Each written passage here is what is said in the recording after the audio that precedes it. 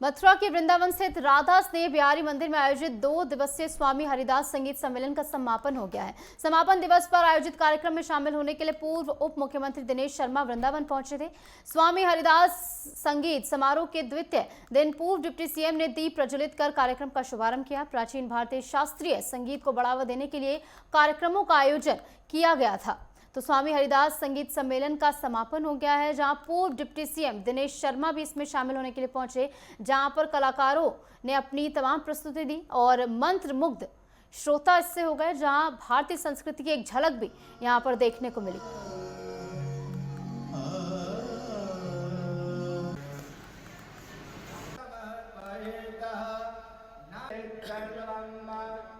ये वृंदावन स्वामी हरिदास जी की नगरी है और हमारे पूजनीय दादाजी पंडित विदुर मलिक जी लगभग 22 वर्षों तक इस सुंदर नगरी वृंदावन में ध्रुपद की सेवा देते आए और अनेकों शिष्य तैयार किए। हमें बहुत खुशी है हम दोनों भाइयों को कि आज इस इतने पावन अवसर पर इतने सुंदर फेस्टिवल में हम दोनों भाइयों को ध्रुपद गायन का मौका मिला है। इसके लिए आभार समिति के सभी लोगों को, महंत जी का। हम दोनों भाई कोशिश करेंगे कि स्वामी हरिदास जी की लिखी हुई कुछ रचनाएं, केलीमाल पद, कुछ उसको ध्रुपद में जो हमारे दादाजी ने कंपोज किया था लगभग 60 साल पहले, 70 साल पहले, उन पदों को हम कोशिश करेंगे कि आज दर्शकों के साथ साझा कर सके, क्योंकि ध्रुपद संगीत एक भक्ति संगीत से भी जुड़ा हुआ संगीत है और अध्यात्म से जुड़ा हुआ संगीत है। मंदिरों से आई हुई परंपरा है।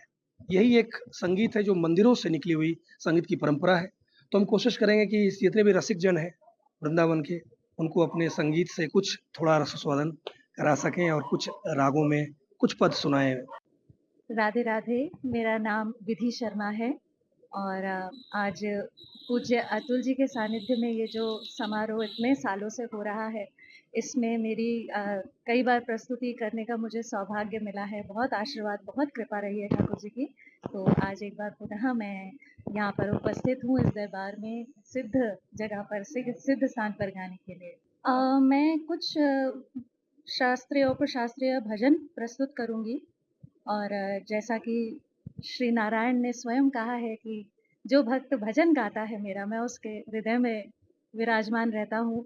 तो रागदारी का तो मुझे मालूम नहीं, मैं पूरी प्रयास करूँगी कि अनुराग से गाऊँ, पूरे अनुराग से, जैसे स्वामी हरिदास जी ने अपने अनुराग से, अपने प्रेम से बिहारी जी को प्रकट किया।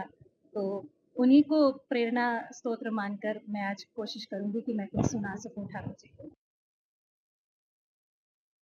यहाँ समा बांधने के लिए यहाँ तो हाजिरी लगाते हैं और यहाँ प्रभु के आगे सिर्फ अपने संगीत को थोड़ा सा हम रखना चाहते हैं, क्योंकि उनका संगीत इतना बड़ा होता है, उनका इतना बड़ा संगीत, और भगवान के आगे तो हम बहुत छोटे हैं। तो हम सिर्फ अपनी हाजिरी लगाते हैं और रागों से और कुछ उनके प्रिय भजनों से कुछ हम अपनी सेवा प्रस्तुत करेंगे। और इस नगरी में जैसे ही मैं आज एंटर किया, मैं अपना अनुभव बताता हूँ कि मुझे बांसुरी ही बांसुरी सुनाई देने लगी, क्योंकि मैं बांसुरी वादक हूँ। मुझे बांसुरी सुनाई देना ही मुझे लगा कि आज जो धुन मैंने सुनी है वही आज बजाऊंगा। मैं बताऊंगा नहीं कि मैं क्या बजाऊंगा, क्योंकि वो सीक्रेट है। पूज्य अतुल कृष्ण शास्त्री जी के स्थान पर आज उनके सुपुत्र श्री करण कृष्ण गोस्वामी जी के द्वारा श्री हरिदास संगीत सम्मेलन का आयोजन किया गया था और उसमें आने का मुझे सौभाग्य प्राप्त हुआ। मैं समझता हूँ कि भारतीय संस्कृत और शास्त्रीय संगीत का अनुपम स्वरूप यहाँ मुझे देखने को मिला है। ये शास्त्रीय परिवार, मैं समझता हूँ कि मथुरा की, वृंदावन की और श्री कृष्ण की लीलाओं का के साथ साथ श्री हरिदास जी की संगीत क्षमता को यहाँ पर बचाए हुए हैं और इस प्रकार के आयोजन हमारी परंपराओं का पुनर्जागरण है। और मैं समझता हूँ कि जो आने वाले भक्तगण हैं वो इसका आनंद उठाते हैं। हर साल ये होता है और कई स्थानों पर भी होने लगा है, लेकिन मूल स्थान जो बांके बिहारी मंदिर के पास और उससे बांके बिहारी जी के समक्ष जो प्रस्तुतिकरण है वो अलौकिक है और उसका वर्णन शब्दों में नहीं किया जा सकता।